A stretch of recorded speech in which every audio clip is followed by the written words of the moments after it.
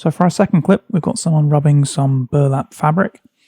Now, in the library, we actually have some burlap rubbing recordings, so I'm using that library to do this scene. So let's take a go at it right now.